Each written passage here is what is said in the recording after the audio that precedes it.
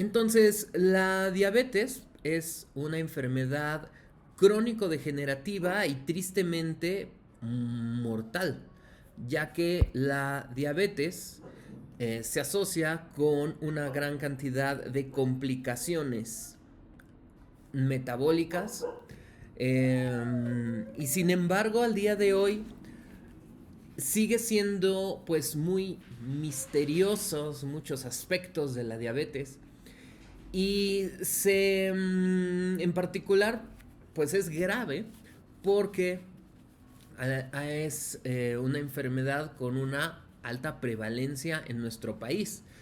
Aquí en este artículo se menciona que a lo largo de los años, tristemente en México, a, hay un promedio de alrededor 14 al 16 o 17% de la población con diabetes tipo 2.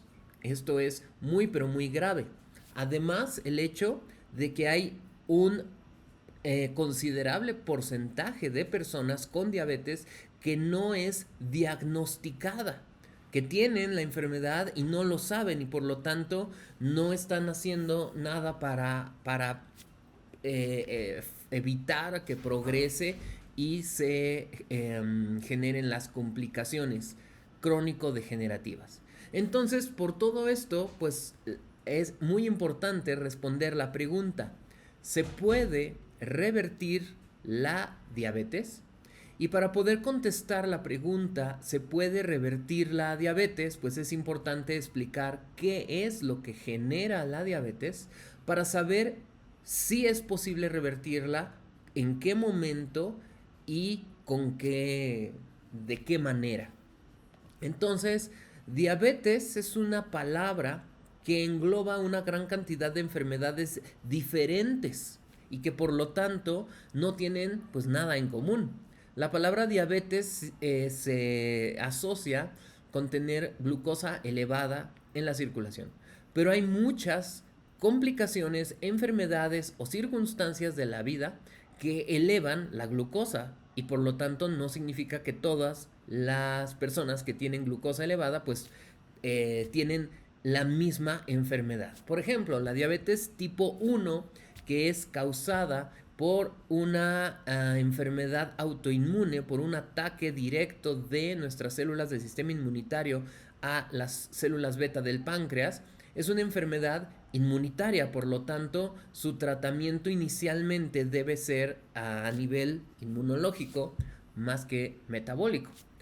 Enfermedades monogénicas, es decir, enfermedades como las MODY, donde las personas lamentablemente tienen una variación genética en algunos genes importantes en el metabolismo de hidratos de carbono y por lo tanto desarrollan una diabetes a temprana edad, independiente de su estilo de vida, independiente de su alimentación y su peso corporal. Las enfermedades monogénicas son causadas por mutaciones en genes metabólicos y su tratamiento pues es dependiendo del gen que ha sido mutado. Y luego hay endocrinopatías, enfermedades como fibrosis quística, pancreatitis, hemocromatosis, acromegalia y otras enfermedades cuyo origen es endocrino y una de sus características es que cursa con hiperglucemia. Sin embargo, pues el tratamiento para estas endocrinopatías pues es tratar el origen, la causa de la elevación o la disminución de la hormona en particular que está generando la hiperglucemia. Y además pues asociada a fármacos. Está también la diabetes gestacional, que también es otra historia totalmente diferente. Y independiente a todas estas está la diabetes tipo 2. La diabetes tipo 2, esta sí es causada principalmente por nuestro estilo de vida, como lo vamos a ver un poco más adelante.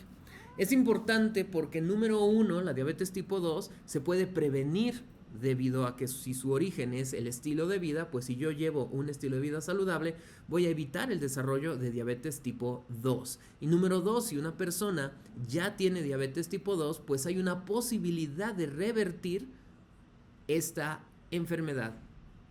Por lo tanto, para empezar con esta charla, pues es importante diferenciar los diferentes tipos de diabetes, cuál sí es reversible, cuál no, cuál se tiene que tratar de una manera específica. Y me voy a enfocar a la diabetes tipo 2 pues porque es el 95% de las personas en el país, tristemente, tienen diabetes tipo 2. Entonces, hay una idea generalizada de que los genes participan activamente en el desarrollo de diabetes tipo 2. Y efectivamente hay varios genes asociados con la predisposición a desarrollar esta enfermedad. Genes que alteran la función normal de los islotes pancreáticos, genes que alteran la función normal del hígado o tejido adiposo, y por lo tanto pueden incrementar el riesgo de diabetes tipo 2. Sin embargo, en esta imagen es muy importante donde las personas que tienen un bajo riesgo genético, es decir, pocas variaciones asociadas a diabetes, en un cuartil bajo, medio, alto o un cuartil muy alto, es decir, personas que tienen un gran riesgo de diabetes debido a que tienen una gran cantidad de variaciones genéticas asociadas a diabetes, se ve claramente que lo que hace que realmente la persona desarrolle la enfermedad es el peso corporal. Aquí estamos viendo que las personas con normopeso, la incidencia de diabetes tipo 2, aunque tengan una gran cantidad de genes asociados, es menor al 1%. Sin embargo, las personas que tienen sobrepeso u obesidad van a desarrollar lamentablemente la diabetes tipo 2, tengan un bajo riesgo genético o un alto riesgo genético, que obviamente se potencia el ambiente con los genes. Por lo tanto, el resumen del origen de la diabetes tipo 2 es que es una suma del riesgo genético, que para fines prácticos lamentablemente todos los tenemos, la suma de la edad, que si fuera un vasito con canicas, la edad se va acumulando y por lo tanto va incrementando el riesgo conforme avanza la edad, pero estas canicas verdes es el ambiente y el estilo de vida. Así que es realmente el ambiente y el estilo de vida lo que va a determinar a fin de cuentas que desarrollemos diabetes tipo 2. Y dentro del ambiente y estilo de vida, el parámetro más claro en relación al desarrollo de diabetes tipo 2 es el peso corporal. El incremento en el peso de 5 kilos, 10 kilos o 15 kilos, sea hombres o mujeres, incrementa radicalmente el riesgo de diabetes tipo 2. Por lo tanto, el incremento en peso pues es el detonante de esta terrible enfermedad. ¿Y por qué el aumento en peso da lugar a la diabetes tipo 2? Pues bueno, estamos hablando de un aumento en el contenido de tejido adiposo. La obesidad se define como un incremento en el contenido de tejido adiposo. Y de ahí hay dos posibles outcomes. El tejido adiposo, cuando nosotros incrementamos nuestro consumo de energía, el tejido adiposo aumenta en el volumen para almacenar toda esta exceso de energía en forma de triglicéridos, manteniendo una homeostasis metabólica. Es un periodo donde una persona aumenta de peso, pero no tiene alteraciones metabólicas porque su tejido adiposo es capaz de almacenar este exceso de energía. Sin embargo, llega un momento en que el tejido adiposo ya es incapaz de seguir expandiéndose y los adipocitos generan hipertrofia. Los adipocitos hipertróficos incrementan la liberación de ácidos grasos libres a la circulación, y no solo eso, sino que desarrollan inflamación, y de este modo se liberan citocinas proinflamatorias. Y la acumulación de grasa en otros órganos más la inflamación, que se le llama inflamación crónica de bajo grado porque se mantiene constante a lo largo de los años, es lo que va a llevar al síndrome metabólico. Y esta imagen es la que explica todo. El origen de la diabetes tipo 2 está en este dibujito. Aquí tenemos una célula y el exceso de ácidos grasos que ingresan a las células, estamos hablando del hígado, del músculo, del riñón, del páncreas. La grasa que entra a las células va a generar disfunción mitocondrial, produciendo liberación de radicales libres y estrés oxidante. Este estrés oxidante induce la muerte celular y la inflamación.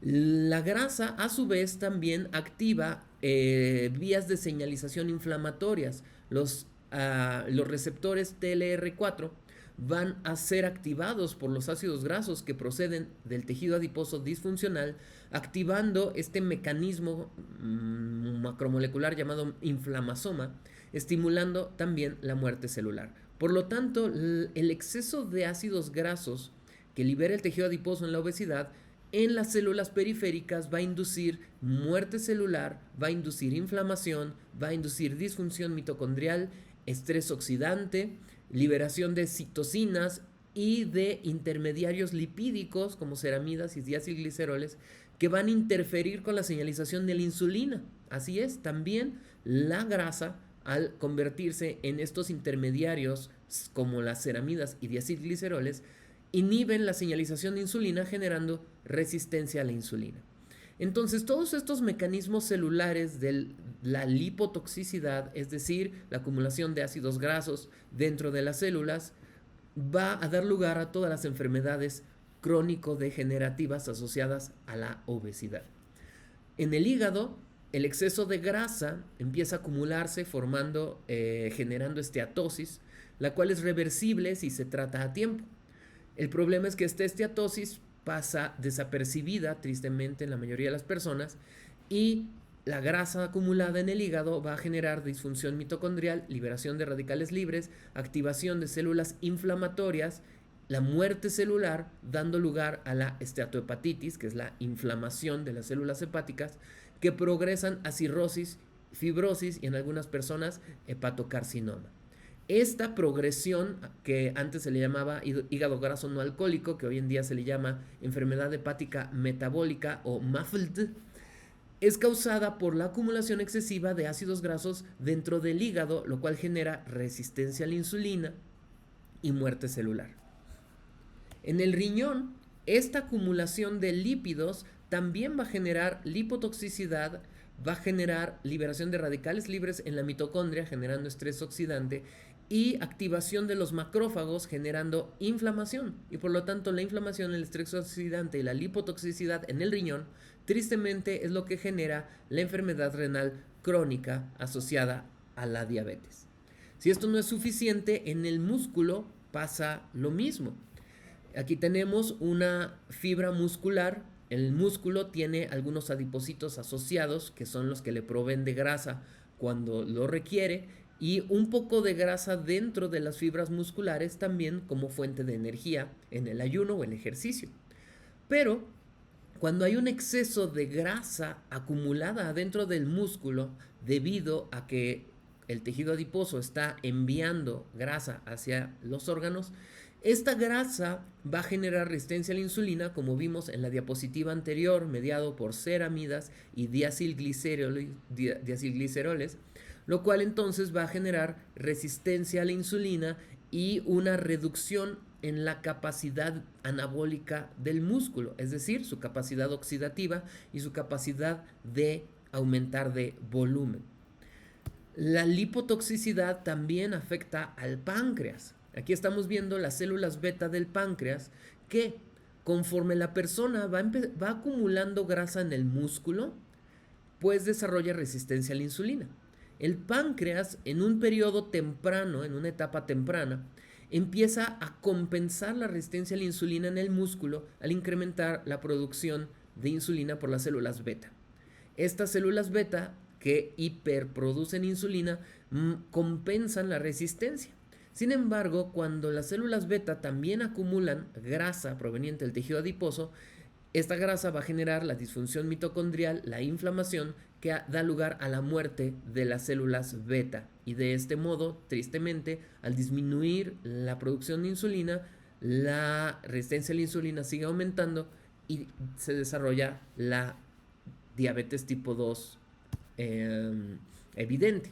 Y aquí se ve claramente cómo con el paso del tiempo, una persona que tiene cierto componente genético, ambiente fetal, es decir, la programación fetal, toda la epigenética debido a la alimentación de la mamá durante la gestación, y la alimentación postnatal va a generar cierta, incrementar el riesgo. Pero, es el estilo de vida que llevamos, es decir, el incremento en el peso corporal, que eso depende de nosotros, hace que incremente la resistencia a la insulina en el músculo. El páncreas incrementa la producción de insulina para adaptar a esta resistencia y hay un periodo de tiempo donde una persona tiene normoglucemia, pero no es porque esté muy sano, es porque tiene una adaptación. Sus células beta están produciendo un exceso de insulina y es cuestión meramente de tiempo en que la persona sigue aumentando de peso, su resistencia a la insulina sigue aumentando y la lipotoxicidad mata a las células beta y la glucosa es cuando se dispara. Y tristemente en este periodo ya no hay nada que hacer porque las células beta han muerto, ya no hay modo de recuperarlas. Sin embargo, lo que podemos ver aquí es que la diabetes no es un proceso inmediato donde la tienes o no la tienes, sino que hay una ventana que puede ser de oportunidad. Y estudios actuales, y bueno, aquí estamos viendo esta definición del este año, 2021, dice que la diabetes es un espectro, no es un espectro de que te asustes, es un espectro de diferentes pasos en la progresión. En la etapa 1 hay hiperinsulinemia y normoglicemia, es decir, esta es la etapa 1. La etapa 2 hay hiperinsulinemia y glucemia moderadamente elevada, es decir, esta etapa de aquí. Etapa 3, hiperinsulinemia e hiperglicemia. Y etapa 4, mueren las células beta y de este modo disminuye la insulina y la glucosa se dispara. Pero es importante reconocer que hay etapa 1, 2, 3 y 4. Y entre la etapa 1 y 2, aquí dice que la hiperinsulinemia puede preceder la hiperglicemia por más de 24 años. Una persona puede tener hiperglicemia durante 24 años y no saberlo, y en cualquier momento va a saltar de la etapa 2 a la 3 y a la 4. Por lo tanto, es bien importante identificar esta etapa temprana de la diabetes donde hay resistencia a la insulina y hay hiperinsulinemia, pero todavía tenemos células beta para poder trabajar, para poder hacer algo al respecto. Entonces, el resumen de todo lo anterior es que la grasa acumulada en los órganos es lo que causa la resistencia a la insulina y por lo tanto la diabetes tipo 2. La grasa que sale del tejido adiposo disfuncional se acumula en el páncreas, estimulando la muerte de células beta, se acumula en el corazón, generando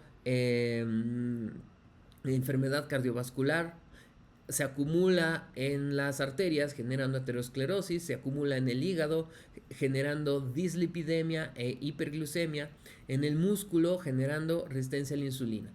Y por lo tanto es la grasa la causante de las complicaciones, a tal grado de que este es un estudio muy interesante que salió justamente el año pasado, donde la acumulación de grasa en el hígado y en el páncreas son un biomarcador de síndrome metabólico. Aquí se ve claramente que las personas, mientras más grasa tienen en el páncreas evaluada por imagen, se asocia con que tengan más elevada la glucosa. Lo mismo, esto es en páncreas, pero se observó la misma imagen en hígado, donde las personas que no tienen diabetes tienen un bajo contenido de grasa en los órganos.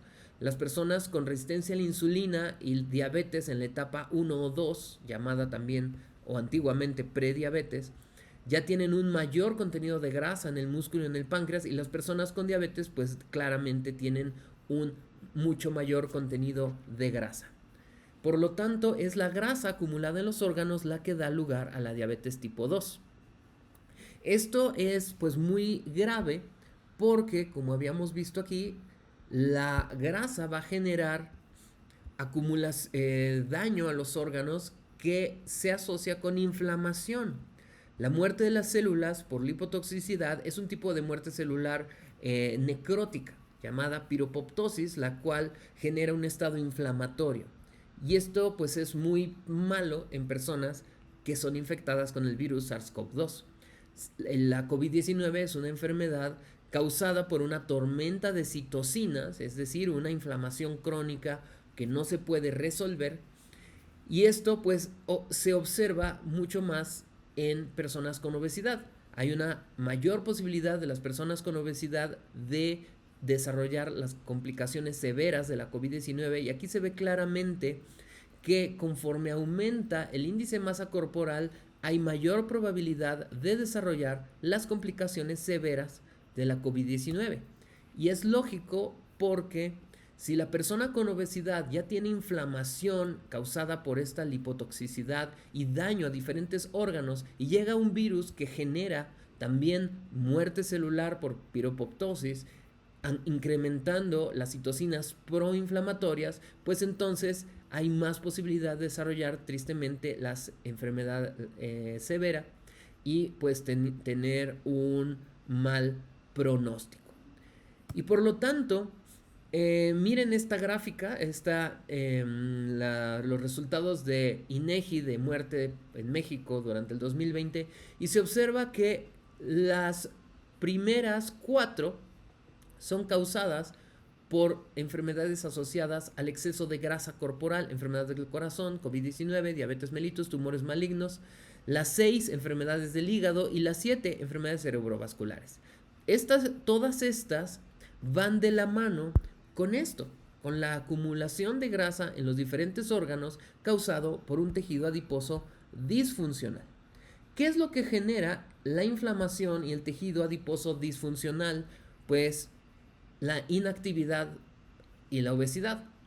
La falta de actividad física y el exceso de grasa corporal hace que el tejido adiposo se vuelva disfuncional, generando resistencia a la insulina en el músculo, activando las células del sistema inmunitario, generando inflamación sistémica que da lugar a aterosclerosis y otras alteraciones como el hígado graso que progrese a cirrosis o la COVID-19.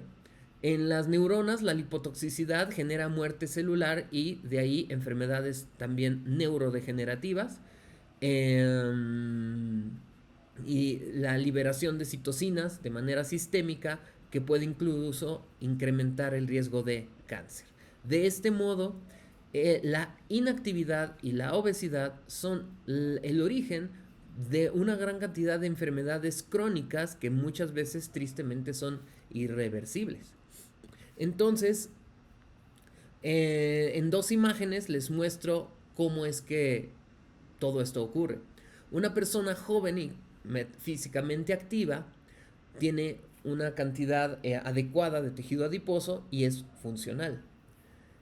Cuando una persona avanza en edad, la edad avanzada, pues se incrementa la posibilidad de tener exceso de tejido adiposo, y se suma el hecho de no hacer actividad física, pues entonces va a haber un exceso de grasa corporal, la cual va a generar una alteración en la liberación de citocinas y las complicaciones que hemos visto. Lo mismo que ocurre con el músculo, y es muy interesante. Una persona metabólicamente sana, joven, que hace ejercicio, tiene abundante masa muscular y mitocondrias en el músculo. Conforme avanza la edad y la inactividad física, disminuye la masa muscular y el número de mitocondrias. La disminución en la masa muscular se le llama sarcopenia, y es muy grave porque la sarcopenia, es decir, la reducción en el contenido de masa muscular, también va acompañado con una disminución en las mitocondrias. Y la mitocondria pues es la base de donde se obtiene, en las células donde obtienen energía. Pero la pérdida de masa muscular no solo genera una disminución en las mitocondrias, sino que disminución pues en la fuerza, en la capacidad física, en el gasto de energía y en la captura de glucosa, porque el músculo pues es el órgano que captura el 80% de la glucosa de la dieta. Aquí se ve un estudio súper, bueno, una revisión muy interesante donde hay una pérdida de masa muscular y fuerza muscular, es decir, la sarcopenia, genera menor proliferación neuronal y por lo tanto pérdida de la capacidad cognitiva. La sarcopenia genera una disminución en la mineralización ósea que da lugar pues a la osteopenia y osteoporosis. Y la disminución en la masa muscular también va a generar un aumento en el riesgo cardiometabólico, aumentando triglicéridos, colesterol, resistencia a la insulina y síndrome metabólico. Varios estudios actuales están evaluando la sarcopenia como un factor de riesgo para enfermedad hepática, que ya vimos que es parte de las complicaciones de la obesidad que da lugar a la diabetes, e incluso tristemente en niños. Al día de hoy se sabe, tristemente se sabe, que hay muchos niños que tienen sarcopenia. Y esto es muy grave porque la sarcopenia no es una enfermedad de la edad avanzada. Hay niños con sarcopenia. ¿Por qué? Porque no hacen actividad física, porque comen más energía de la que gastan. Y sumamos eso, pues entonces vamos a tener niños que tal vez tienen el mismo peso. Tal vez se ven muy similares. Uno no podría imaginar que un niño tiene obesidad, porque aunque tenga normopeso, tiene tan poca masa muscular y que ese peso que tiene no es de músculo, es de grasa. Entonces hay muchos niños con obesidad sarcopénica, es decir, mucha grasa, poco músculo, y como vemos en esta imagen, tristemente, los niños que tienen poca masa muscular tienen un alto riesgo cardiometabólico. Muy, pero muy grave. Entonces, ¿por qué? ¿Por qué incluso los niños pueden tener sarcopenia? ¿Que no decíamos que es una enfermedad del adulto mayor? Pues no. La sarcopenia ocurre simplemente cuando una persona no hace actividad física y consume un exceso de energía. Cuando una persona no hace actividad física, se pierde la masa muscular y las mitocondrias son disfuncionales. En cambio, si una persona hace actividad física, tiene abundante masa muscular y abundantes mitocondrias. Por lo tanto, si uno no hace actividad física, pierde masa muscular y pierde mitocondrias. Aquí estamos viendo una imagen, una microfotografía electrónica del músculo de una persona joven que hace ejercicio. Bueno, una persona joven donde vemos aquí las mitocondrias acumuladas en un paquete entre las fibras musculares y unas cuantas vesículas de grasa. Y una persona de edad avanzada vemos tristemente que ya casi no tiene mitocondrias y tiene un exceso de vesículas lipídicas. Esto es muy importante porque la mitocondria es el organelo de la célula que se encarga de utilizar todos los sustratos energéticos como fuente de energía. Es en la mitocondria donde la glucosa se convierte en piruvato y de ahí acetil-CoA para que pase al ciclo de Krebs. Es en la mitocondria donde los ácidos grasos por beta-oxidación se convierten en acetil-CoA para entrar al ciclo de Krebs y los aminoácidos por desaminación van a ingresar al ciclo de Krebs para que se genere estos combustibles, el NADH y FADH, para que la mitocondria genere energía. Y no solo eso, sino también la mitocondria funcional tiene la capacidad de neutralizar los radicales libres que puedan generarse. Por lo tanto, la mitocondria es necesaria para utilizar glucosa, ácidos grasos y aminoácidos como fuente de energía y para neutralizar radicales libres. Entonces, una mitocondria saludable y funcional captura glucosa, captura ácidos grasos, los convierte en energía y produce ATP, haciendo que tengamos fuerza, velocidad y resistencia. Un músculo, una fibra muscular con mitocondrias disfuncionales, la mitocondria disfuncional no es capaz de capturar glucosa y convertirla en energía y por lo tanto la glucosa se vuelve a salir por el mismo transportador GLUT4 generando glucotoxicidad, nefropatía diabética, retinopatía, neuropatía. Los ácidos grasos que no entran a la mitocondria para convertirse en energía se quedan dentro de las células generando lipotoxicidad, ceramidas, diacilgliceroles. Y la mitocondria, que no es capaz de producir ATP, pues la célula sufre un estrés energético, y una célula con estrés energético se muere.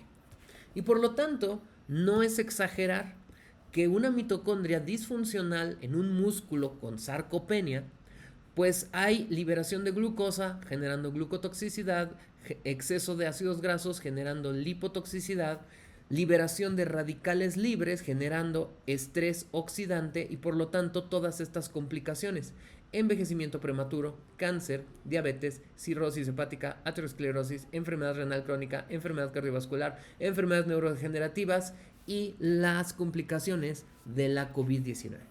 Por lo tanto, si todo esto es el origen de la diabetes y todas las demás enfermedades crónicas, pues la pregunta que nos debemos hacer es cómo yo puedo volver a tener mitocondrias saludables. Para entender esto, pues necesito explicarles que las mitocondrias se generan dentro de nuestra célula a partir de mitocondrias ya existentes que se hacen fisión. Para que se lleve a cabo la fisión mitocondrial y aumentar el número y contenido y capacidad mitocondrial, el DNA en el núcleo se transcribe a RNA, se traduce a proteínas, se pliegan y viajan a la mitocondria para incrementar su función y número. ¿Y cuál es el principal inductor de esto? Pues el ejercicio. El ejercicio incrementa las vías de señalización que van a incrementar la transcripción de los genes mitocondriales para que incremente el contenido de mitocondrias. Aquí estamos viendo que una persona sedentaria, aquí estamos viendo que tiene pocas mitocondrias en su fibra muscular y grandes vesículas lipídicas. Pero después de 12 semanas de entrenamiento de resistencia, 12 semanas, miren cómo incrementa dramáticamente el número de mitocondrias en el músculo. Aquí lo estamos viendo en la vida real, ¿no es sorprendente? Aumenta el número de mitocondrias, son más grandes, están haciendo fisión y por lo tanto están utilizando los lípidos como fuente de energía, y por esta razón hay menos vesículas lipídicas, evitando la lipotoxicidad. Por lo tanto, las mitocondrias dentro de nuestro organismo pues son dinámicas. Se incrementan cuando yo hago actividad física, como vemos aquí. Una persona que no hace actividad física y empieza una semana, 2 semanas, 3 semanas de hacer actividad física constante, pues incrementa el número de mitocondrias hasta el doble o triple. Si lamentablemente nosotros dejamos de hacer actividad física por una lesión o porque una pandemia nos cierra los parques y gimnasios, pues disminuye nuestras mitocondrias. Pero si nosotros logramos nuevamente encontrar el modo de volver a hacer actividad física, pues volvemos a incrementar nuestras mitocondrias. Si no, pues vamos a disminuir nuestras mitocondrias hasta estar igual que al principio. Es decir, una persona entrenada que reduce su actividad física o deja de hacer actividad física, pues vuelve a tener la misma cantidad de mitocondrias que tenía al principio, es decir, muy pocas. Y esto es importante porque si la mitocondria es el único modo como nuestro organismo puede utilizar la grasa como fuente de energía, ya vimos que la grasa, si se acumula, pues es tóxica. Por lo tanto, necesitamos eliminar esta grasa de nuestras células, y el único modo de hacerlo pues es aumentando el contenido de mitocondrias a través de la actividad física. Aquí estamos viendo que las personas inactivas físicamente tienen muy poca oxidación de grasa y por muy poco gasto energético, mientras que mientras más activos físicamente sea una persona y tener más mitocondrias, pues tiene más capacidad de oxidar grasa y más gasto energético. Por esta razón, una persona que es físicamente activa, aunque esté sentada, está gastando calorías. Y no solo eso, sino el incremento en la masa muscular va a incrementar la captura de glucosa a nivel de todo el organismo. la masa muscular es directamente proporcional a la captación de glucosa. Por esa razón hay muchas personas que tienen resistencia a la o intolerancia a la glucosa, y no saben por qué. Pues es porque tienen muy poca masa muscular. Si no tengo músculo, pues ¿quién va a captar la glucosa? Mientras más masa muscular, mayor captura de glucosa. ¿Y cómo yo incremento la masa muscular? Pues haciendo actividad física, particularmente actividad física de fuerza. La actividad de fuerza lo que va a hacer es generar un estrés físico en las fibras musculares, generando microfracturas que van a ser regeneradas, incrementando la masa muscular. La masa muscular, aparte de incrementar nuestra fuerza, va a incrementar la captura de glucosa y el contenido de mitocondrias. Por eso es bien importante la composición corporal, porque una cosa es el peso y otra muy diferente es la composición corporal. Aquí estamos viendo diferentes ejemplos. Todas estas personas, la 3, la 6 y la 9, tienen un exceso de peso si las ponemos en una báscula y medimos índice de masa corporal. Pero si nosotros vemos su composición corporal, vemos que estas 3 personas tienen mucha masa muscular respecto a estas 3 personas que tienen sarcopenia. Por lo tanto, esta persona es delgada, pero no es sano. ¿Por qué? Porque no tiene masa muscular, tiene sarcopenia. Esta persona tiene mucha grasa corporal y poca músculo, está en altísimo riesgo. Esta persona tiene un exceso de grasa corporal, pero también tiene mucha masa muscular y por lo tanto tiene un riesgo menor. Mientras que esta persona pues es altamente ejercitada, tiene mucha masa muscular y aunque tenga sobrepeso, pues no es grasa, es músculo. Por esa razón, al día de hoy es importante saber que el IMC no lo es todo.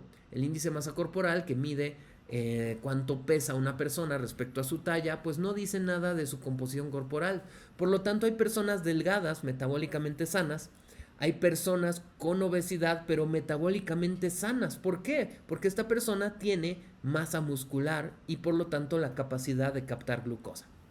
Esta persona, aunque come de más, probablemente está haciendo actividad física y eso evita que desarrolle complicaciones metabólicas y diabetes.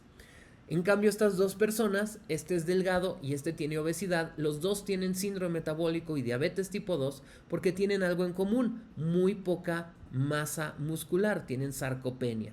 Por lo tanto, el contenido de masa muscular es lo que determina mi riesgo metabólico. No es la grasa, no es el peso corporal. ¿Y qué es lo que incrementa la masa muscular y la función del músculo? Bueno, esta es una revisión que escribí con mis muy queridos colegas, mi querida amiga y colega Gabriela Alemán, Ricardo Valle y Lilia Noriega, donde nosotros hicimos esta revisión donde mostramos que el ejercicio de fuerza incrementa la proliferación de células musculares, incrementando la masa muscular y por lo tanto evitando la sarcopenia. Pero el ejercicio de resistencia, el aeróbico o cardiovascular, incrementa las mitocondrias, la captura de glucosa y la oxidación de grasa. Entonces, ¿cuál es el mejor ejercicio?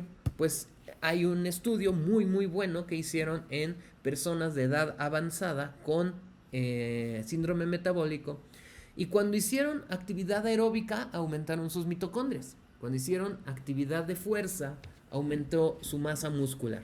Pero cuando hicieron actividad física combinada, fuerza y aeróbico, pues aumentó la masa muscular, el gasto energético, las mitocondrias y la funcionalidad. Esto es muy importante porque incluso en edad avanzada se puede hacer algo. Miren qué interesante está esto. Una persona joven que tiene mucha masa muscular, si a lo largo de su vida no hace actividad física, va a envejecer con poca masa muscular, va a tener sarcopenia y diabetes tipo 2. Si esta persona a lo largo de su vida hace actividad física, va a tener mitocondrias, sensibilidad a la insulina y suficiente masa muscular para mantenerse funcional. Y podríamos decir, bueno, ya es demasiado tarde para mí, yo ya tengo edad avanzada. Pues miren qué interesante está esta imagen. Esta señora Joan McDonald a una edad avanzada decidió que ya no quería tener obesidad y se puso a hacer ejercicio y miren qué fue el resultado. no hay edad para decir voy a hacer un cambio en mi estilo de vida para mejorar. ¿Y por qué? Pues justamente porque si yo hago un cambio en mi estilo de vida, un estilo de vida, va a, como dice este artículo publicado el año pasado, el efecto de la intervención intensiva de estilo de vida, que es alimentación acompañado de ejercicio, en el peso corporal y la glicemia en diabetes tipo 2 temprana, es decir, en los primeros 5 años de ser diagnosticado. Estas son personas que simplemente les dieron sus fármacos antihiperglicémicos y estas personas hicieron dieta y ejercicio. Lo que se observa es que su peso corporal disminuyó a los 3 meses, 6, 9 y se mantuvo a los 12 meses respecto a los que solo tomaron fármacos. Y la masa grasa disminuyó.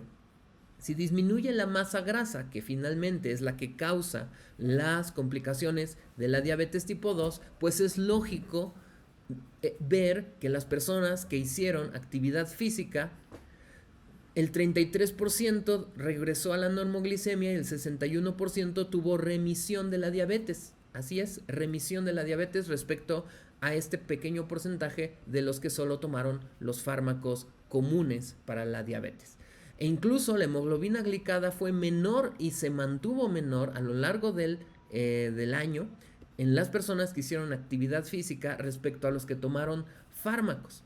¿Por qué? Porque se disminuyó el contenido de grasa en los órganos. Y varios estudios han mostrado ahora ya la palabra reversión. La reversión de la diabetes tipo 2 se logra gracias a la normalización de la función de las células beta en asociación con una disminución en la grasa, en el hígado y en el páncreas. La remisión de la diabetes tipo 2 requiere la disminución en contenido de grasa en hígado y páncreas y depende de la capacidad de recuperación de las células beta. Por lo tanto, el resumen de la charla de hoy es que si yo tengo inactividad física, tendré disfunción mitocondrial, sarcopenia, especies reactivas de oxígeno que generan estrés oxidante, inflamación y todas las complicaciones de la disfunción mitocondrial y la sarcopenia, que es cáncer, envejecimiento prematuro, diabetes, enfermedad cardiovascular y neurodegenerativa. Si yo hago actividad física, pues que es algo que podemos hacer, que puede ser parte de nuestro estilo de vida, tenemos biogénesis mitocondrial, sistemas antioxidantes que neutralizan las radicales libres, teniendo una vida, teniendo buena calidad de vida y longevidad. Las dos cosas que todos queremos. Una vida larga, pero también una vida saludable. Pues eso es todo, espero les haya gustado esta charla. Y pues aquí están mis redes sociales por si gustan seguirme en alguna de ellas.